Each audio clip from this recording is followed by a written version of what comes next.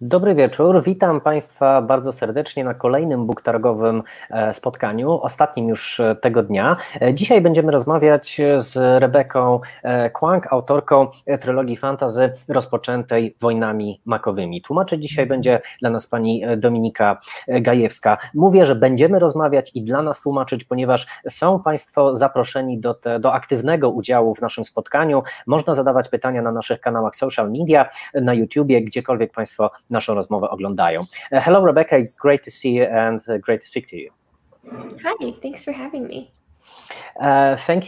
Thank you for doing this, first of all, and I know that just in a couple of days the Burning God, the grand finale of the Poppy War trilogy comes out, so I assume that you actually wrote at least part of the book during the quarantine, so did the pandemic mess up your creativity a bit or not at all?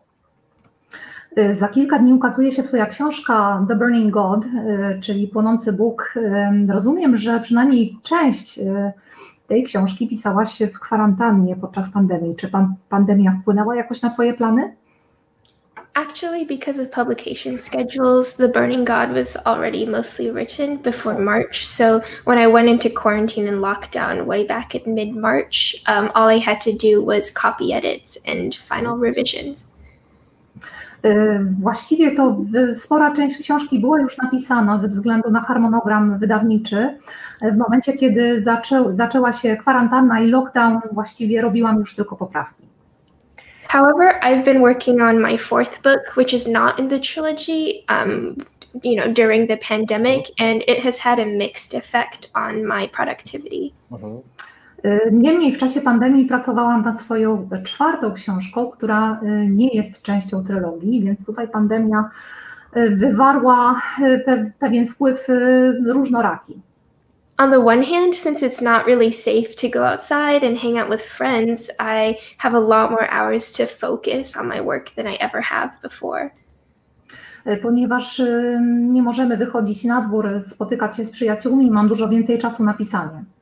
But on the other hand, part of being an author means having lived experiences, things that you can write about, emotions that you can feel and inject into your work. And I feel like I'm not getting that because I feel so isolated from the rest of the world. Niemniej bycie pisarzem to również posiadanie różnych doświadczeń życiowych, przeżywanie różnych emocji i w tej chwili bardzo mi tego brakuje. So at the end of this, I will have finished one book in quarantine, but I'm just not sure how good it's going to be. Więc jak to wszystko dobiegnie końca, to będę mogła powiedzieć, że tak, napisałam jedną książkę w kwarantannie, chociaż nie wiem, jaka będzie jej jakość. And how does it feel to be on the verge of concluding a great adventure? How do you look back at your books now? Jak to jest być już u kresu wielkiej przygody? Jak teraz widzisz, patrząc wstecz, jak widzisz swoje książki? So the main feeling I have is growth, because when I started writing the books, I was only 19 years old, and now as the trilogy is wrapping up, I'm 24. Przede wszystkim jest to poczucie wzrostu, rozwoju, ponieważ kiedy zaczynałam pracę nad trylogią, miałam 19 lat, a teraz mam 24. I've changed a lot as a person and also as a writer during those 5 years. So I think I've gotten better in my work to the extent that actually looking back, the first book is a bit of an embarrassment for me. Bardzo zmieniłam się zarówno jako osoba, też jako pisarka na przestrzeni tych 5 lat. Myślę, że jestem teraz lepsza i patrząc na pierwszą część trylogii, to właściwie czuję pewne zażenowanie. There's also a sense of liberation because when you're working on the third book, you have to keep the promises that you made in the first book. But by the time I reached that stage, I thought some of those storylines were not as interesting, so I wanted to take things in a different direction. Odczuwam również pewne wyzwolenie, ponieważ pisząc trzecią książkę musiałam sprostać pewnym obietnicom, które złożyłam w pierwszej części trylogii, a w międzyczasie sprawy potoczyły się inaczej i chciałam inaczej rozwinąć wątki. So now I get to start over with storylines that feel fresh and interesting and new to me and have a completely blank slate, and that feels really good. A teraz czuję się bardzo dobrze, ponieważ mogę niejako zacząć znowu od początku. Mogę tutaj rozwinąć zupełnie nowe, ciekawe wątki, które teraz mnie ciekawią. And I've been wondering if you suffered a second book syndrome after the success you experienced with the Poppy War.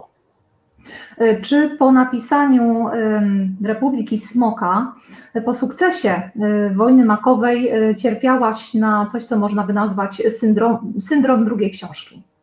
Definitely, that was a really big problem for me. And there are two reasons why writers often get the second book syndrome.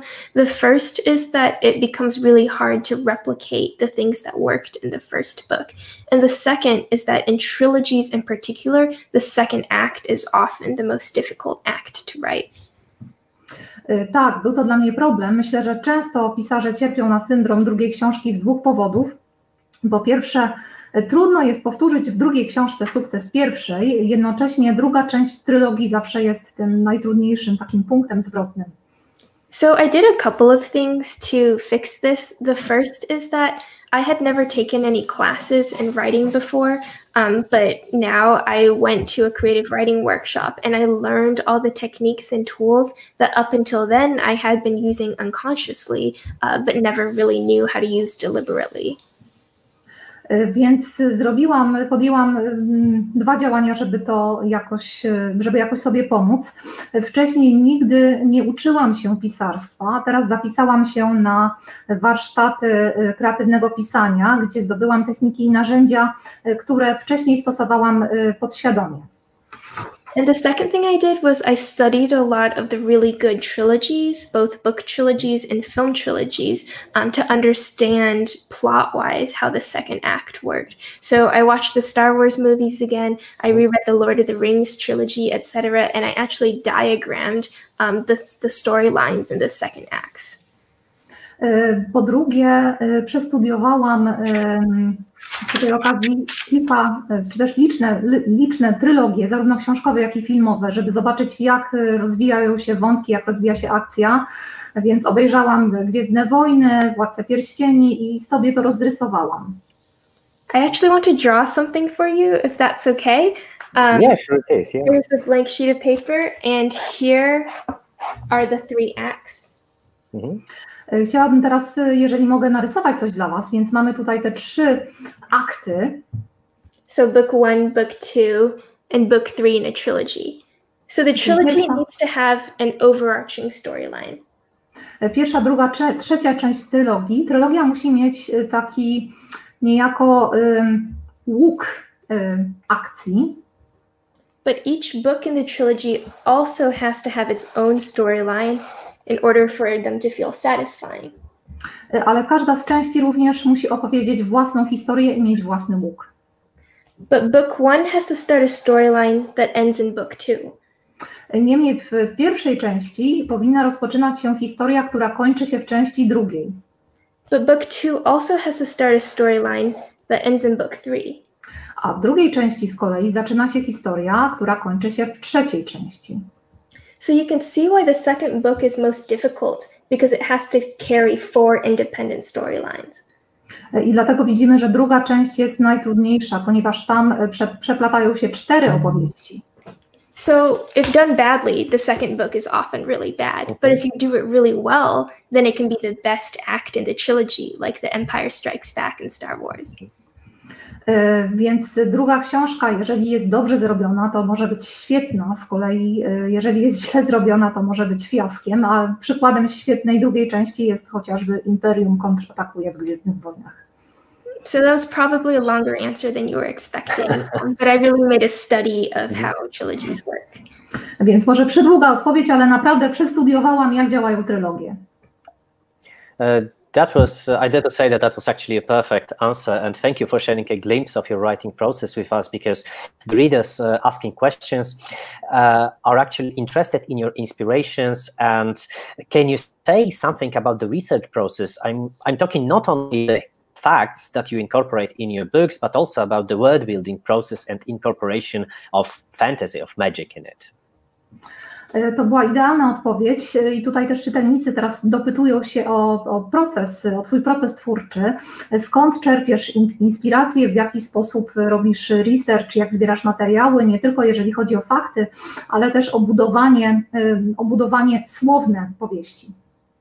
So in addition to being a writer, I am also a researcher, and my areas of focus are Chinese history and Chinese literature. Oprócz tego, że jestem pisarką, jestem również badaczką i moje badania skupiają się na historii Chin i literaturze chińskiej. Which means that research for world building is really easy because instead of reading about areas that I don't know anything about, instead, when I take notes during class, I also take a second set of notes for how I could incorporate that into a book.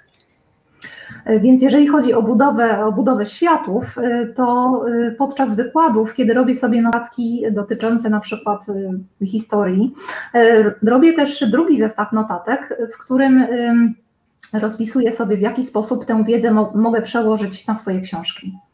For example, last year when I was at Cambridge, I was taking a class on Chinese during World War II, and we did a lot of readings on not just the impacts of war, but the impacts of the aftermath of war. What happens when populations are displaced, when you have migrants and refugees in a land that is struggling to find peace. Na przykład w zeszłym roku, kiedy byłam studentką w Cambridge, jeden z moich kursów dotyczył historii Chin podczas II wojny światowej i tam przyglądaliśmy się nie tylko skutkom wojny, ale także szerszym jej konsekwencjom, na przykład co się dzieje w momencie, kiedy całe grupy ludności są przemieszczone wskutek działań wojennych, jak to wygląda taka sytuacja. So all of those themes and all of those examples that we read about went directly into the book. I wszystkie te tematy, wszystkie te przykłady, które poruszyliśmy w czasie zajęć, to się znalazło bezpośrednio w mojej książce. So the way that I manage my dual careers as a student and a writer is that whatever intellectual question I'm interested at the time becomes the sole focus of my next work. I w taki sposób niejako łączę te swoje dwie kariery, czyli jako pisarki i też jako badaczki, to ilekroć pojawiają się pytania badawcze, czy też pytania intelektualne, to właśnie na nich skupiam się następnie w swoich powieściach. So the next book, which is set in Oxford, is going to be about student revolutions and also translation theory and a magic system that works based on linguistics and the differences between languages. Więc kolejna moja książka, akcja mojej kolejnej książki będzie działa się w Oksfordzie. Będzie tam poruszony wątek rewolucji studenckich, także teorii przekładu i różnego rodzaju kwestie semantyczne powiązane z magią. So in a way I'm really lucky because as long as I'm taking classes and learning from people who are smarter than me, I never run out of ideas for stories. Więc w pewnym sensie mam szczęście, ponieważ dopóki studiuję, dopóki uczę się od osób, które mają większą wiedzę ode mnie, dopóty mam tutaj źródło pomysłów na swoje opowieści. And I remember reading an interview with you where you describe your upcoming book as a dark academia. And as you mentioned, that stems from your Cambridge-Oxford years. So were they really that dark? Przeczytałam w wywiadzie, że twoja kolejna książka wpisuje się w nurt Dark Academia, czyli taka mroczna powieść akademicka. Czy w takim razie twoje lata na Oxfordzie i w Cambridge były aż tak mroczne? So the interesting thing about dark academia as a genre is that the existing books always have to invent some kind of monstrous entity or darkness to serve as the villain. To, co ciekawe w tym gatunku, czyli mrocznej powieści akademickiej, to to, że zawsze w tych książkach wymyślana jest jakaś taka postać, czy jakieś takie mroczne zjawisko. But what's strange is that the evil is never inherent to the university itself. The university always just serves as a location for the story. Ale to, co charakterystyczne, to zło nigdy nie wynika z samego charakteru uczelni. Uczelnia jest jedynie miejscem akcji. So I want to subvert this assumption and ask what if the evil is indeed part of the university itself? Więc ja tutaj chciałabym niejako odwrócić to założenie i zadać pytanie, co by było, gdyby zło wynikało z samej natury uniwersytetu? And you don't have to reach far into history to discover these threads. Oxford and Cambridge are universities that were fueled by colonialism, that produced racist, imperialist, colonialist ideas. And even today, the legacy of those histories still is very much part and parcel of the university culture and atmosphere and finances. I nie trzeba sięgać daleko w historię, ponieważ zarówno Oxford, jak i Cambridge to uczelnie niejako zrodzone w systemie kolonialnym, gdzie krzewiono idee rasistowskie, imperialistyczne i to również jest częścią dziedzictwa tych uniwersytetów. For example, it wasn't even until 2018 that Oxford and Cambridge decided to appoint researchers to look into the ways that those universities profited off of slavery and were perhaps built by slaves. Dopiero w 2018 roku na przykład te uczelnie postanowiły zlecić badaczom zbadanie historii, czyli w jaki sposób te uczelnie czerpały z niewolnictwa i wykorzystywały pracę niewolniczą. And I think that refusal to account for that history is very much related to the fact that even in the 21st century, it's much easier to be a rich white man at Oxford or Cambridge than it is to be anyone else. I myślę, że pewien brak pogodzenia się z tą historią, rozliczenia tej historii przekłada się bezpośrednio na dzisiejsze czasy, kiedy nadal łatwiej jest na Oxfordzie czy w Cambridge być po prostu bogatym, białym mężczyzną. So when other people say dark academia, they mean something that is fantastical, some horror that is made up. But when I think about dark academia, I think about the actual darkness of history. Więc kiedy ludzie mówią o mrocznej powieści akademickiej, mają zazwyczaj na myśli właśnie jakieś wątki fantastyczne, podczas gdy dla mnie ten mrok wynika po prostu z samej historii.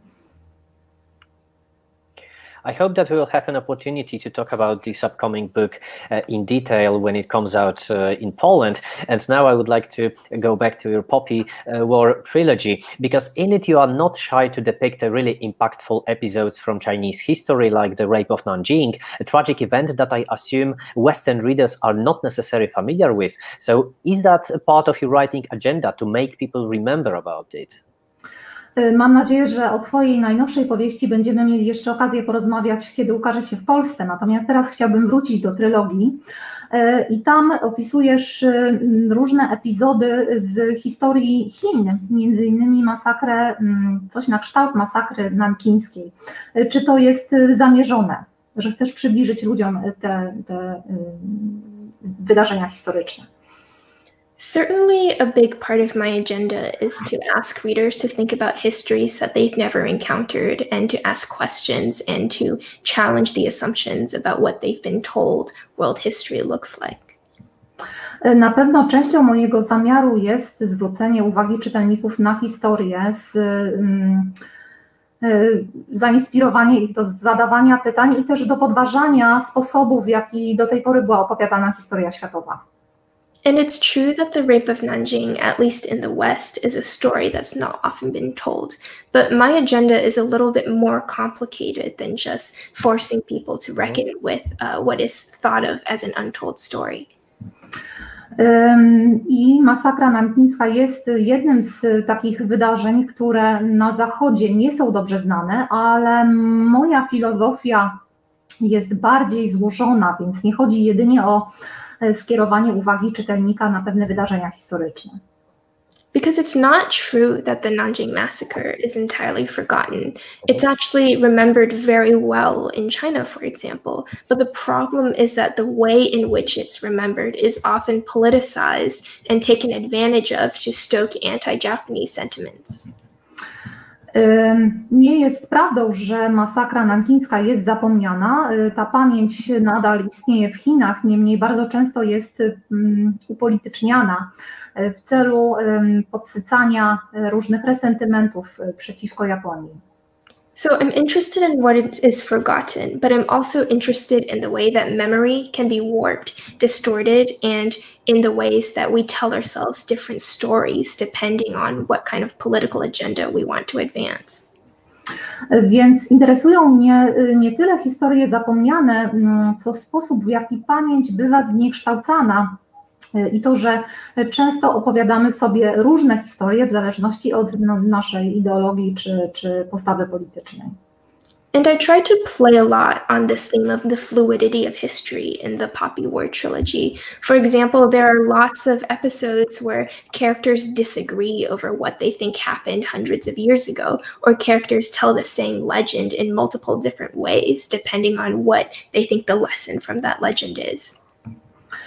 I tutaj też w trylogii bawię się ideą pewnej płynności historii. Na przykład bardzo często bohaterowie spierają się co do wydarzeń historycznych z dalekiej przeszłości albo opowiadają sobie różne wersje legendy w zależności od tego, jakie według nich z tej legendy płyną lekcje. And the point is that memory is not reliable and history is not reliable. So it's less about displaying forgotten histories and more about asking questions about what we think is history. Więc chcę pokazać, że zarówno pamięć, jak i historia nie są jednoznaczne, nie można na nich całkowicie polegać. Musimy cały czas zadawać pytania i kwestionować to, co wiemy. That might sound as a bit of a silly question, but I was wondering if you are concerned that Rin will be compared to Mulan, because for many readers it's like a go-to point of reference when it comes to Chinese female warrior character. Czy martwi Cię to, że być może Twoja bohaterka Rin bywa porównywana do Mulan, ponieważ to jest taka w pewnym sensie stereotypowa figura chińskiej wojowniczki? I do get a lot of comparisons to Mulan, and I think it's really quite shallow and a product of the fact that Western readers are only familiar with such a small number of female Asian protagonists. Tak, często zdarzają mi się porównania Rin do Mulan i myślę, że jest to dość płytkie, a wynika z faktu, że zachodni czytelnicy po prostu nie znają innych kobiet w literaturze azjatyckiej. But there are really important differences between Rin's story and Mulan's story. Mulan is trying to save her country. Rin wants to destroy it and build something new. Mulan is ultimately a hero. Rin is ultimately a villain. So they really could not be more different. Ale są tutaj bardzo istotne różnice między tymi dwoma bohaterkami. Mulan jest wojowniczką, która chce uratować swój kraj. Jest bohaterką, podczas gdy Rin chce swój kraj zniszczyć, więc jest postacią negatywną. Don't ask me about the Mulan movie because I really don't have anything good to say. I won't, no worries. Nie pyta już o film Mulan, który teraz niedawno wszedł do kin, więc nie chcę o tym rozmawiać. And saying that, can we treat the Poppy War as some kind of social commentary of sorts about the position of women in the modern world?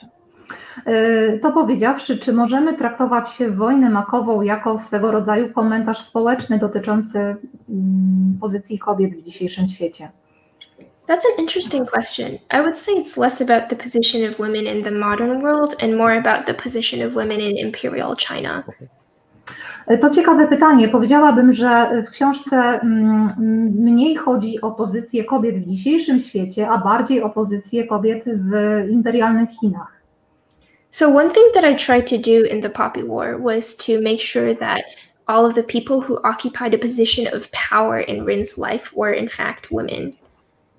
Jedną z technik, które zastosowałam w Wojnie Makowej, to że wszystkie osoby niejako posiadające władzę w tej książce to są kobiety. So the most important person in her childhood, her aunt, is obviously a woman, and then the headmistress of the academy that she attends is also a woman, and the leader of the nation, the empress, is a woman. Więc w dzieciństwie Rin, oczywiście tam mamy jej ciotkę, więc jest to kobieta. Następnie dyrektorka akademii, w której studiuje, to też kobieta, a wreszcie cesarzowa to również kobieta. In the same way, you have multiple examples throughout history of women who were emperors and women who led armies. W historii mamy również liczne przykłady kobiet, które były władczyniami cesarzowymi, czy też kobiet, które prowadziły wojsko, prowadziły armię. Despite this, Rin's world still remains a deeply patriarchal society. She has to face threats like being sold off as a child bride. She has no support at school when she's menstruating, and she has no choice but to have a chemical hysterectomy. And she faces constant sexism and discrimination in the army after she graduates. I pomimo tego, świat, w którym funkcjonuje Rin, jest bardzo patriarchalny, poczynając od tego, że jako dziewczynka ma zostać sprzedana, wyjść za mąż za starca, a dalej w akademii nie ma żadnego wsparcia, kiedy miesiączkuje, wreszcie musi poddać się zabiegowi usunięcia macicy. So the argument here is that it's not enough just to have some few examples of women in power. Więc tutaj widzimy, że nie wystarcza, żeby mieć kilka kobiet u władzy. So, for example, in the United States, we're about to have our first woman vice president, but that doesn't mean that the issues that women face in the US will magically disappear. Na przykład w Stanach Zjednoczonych za chwilę będziemy mieli naszą pierwszą kobietę wiceprezydenta, a co jednak nie oznacza, że problemy, z którymi mierzą się kobiety, magicznie nagle znikną. So if you wanted to read the Poppy War as commentary on modern society, then that is the argument you could make. I taki argument można by wysunąć, jeżeli ktoś chce odczytywać Wojnę makową jako komentarz na temat dzisiejszego społeczeństwa.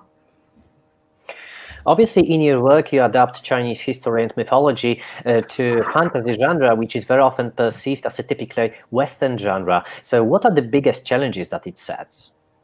W Twoich powieściach przekładasz historię i literaturę Chin na gatunek fantasy, który często postrzegany jest jako taki bardzo zachodni. Z jakimi spotkałaś się wyzwaniami? So I don't think it's true to say that fantasy is a very Western genre. Nie wydaje mi się, żeby fantastyka była gatunkiem wyłącznie zachodnim. You have so many examples of fantastical stories all around the world. If you just look at Chinese mythology and the adaptations of those Chinese myths that are popular in China today, they are often even more creative and interesting than the fantasy that we read in the West. Jest bardzo wiele przykładów fantastyki z całego świata. Na przykład w Chinach bardzo często chińska mitologia jest przekładana na utwory fantastyczne, między innymi te, które dzisiaj ukazują się w Chinach. I myślę, że wcale nie ustępują niczym fantastyce zachodniej. So I don't think the issue is that fantasy is something that's inherently Western, but rather that Western readers don't really have a good idea of what else is out there. Czyli nie to, że fantastyka jest czymś typowo zachodnim, ale często zachodni czytelnicy nie wiedzą, co dzieje się w literaturze fantastycznej poza Zachodem. But I think that when they do get the opportunity to read something new, they're often really excited about it. So I haven't met that much resistance to the Poppy War because so far the audience has just really loved learning about a part of the world that they're not familiar with. Ale ilekroć mogą skosztować literatury nieznanej spoza swojego kręgu kulturowego, to bardzo często bardzo im się to podoba i między innymi to też tłumaczy bardzo ciepłą recepcję Wojny makowej. I should also mention that my writing style is quite Western, and that's because, I am also Western. I grew up in the United States. Powinnam wspomnieć również, że mój styl pisania jest bardzo zachodni, co wynika z faktu, że wychowałam się na Zachodzie w Stanach Zjednoczonych. So I write in very colloquial, easy to understand English, and I use a lot of the story forms and story tropes that you might see in Harry Potter or Lord of the Rings or a lot of other Western fantasies. Więc piszę językiem raczej kolokwialnym i wykorzystuję różnego rodzaju tropy, które możemy znaleźć również w Harrym Potterze, czy też we Władcy Pierścieni i innych tego rodzaju dziełach. So I also think it's my particular blend of Eastern ideas in a Western shape that makes this more accessible to readers. Więc myślę, że tutaj też to połączenie wschodnich idei i stylu zachodniego to jest to, co sprawia, że moje książki są przystępne dla czytelnika. Unfortunately, our time is almost up, so I will just ask the final question that I picked from the ones that the readers have asked, and it goes: when you create a new story, do you have the whole plot planned in advance, or do you allow your characters themselves to shape the storyline? Zbliża się koniec naszego czasu, więc zadam ostatnie pytanie, to jest pytanie od czytelnika. Kiedy piszesz książkę, czy masz rozplanowaną całą akcję, wszystkie wydarzenia, czy to się jakby pojawia podczas pisania? So I can't write according to a plot because I can only write when I'm really excited about something, and I can only get excited about something if I know what it is, and if I'm plotting, I don't know what it is yet. O, niestety problemy techniczne, nie do końca słyszałam odpowiedź, ale wydaje mi się, że jednak częściowo ta intryga jest już rozplanowana. Tak, Rebeka dopiero ekscytuje się właśnie tym, jak już wie, co nadejdzie, ale nie do końca, przynajmniej tak ją również zrozumiałem, też u mnie coś szarpnęło. Okay, sorry, we had some technical issues, but you can go on, yeah. Okay. So I do something that I call discovery writing, which is I have a basic idea of the characters and the direction of the plot, but I just play around with it and see what works and see what sticks. Czyli uprawiam pewnego rodzaju pisarstwo odkrywcze, więc mam pewien pomysł na bohaterów i pewien pomysł na intrygę, ale to się jeszcze rozwija w trakcie pisania.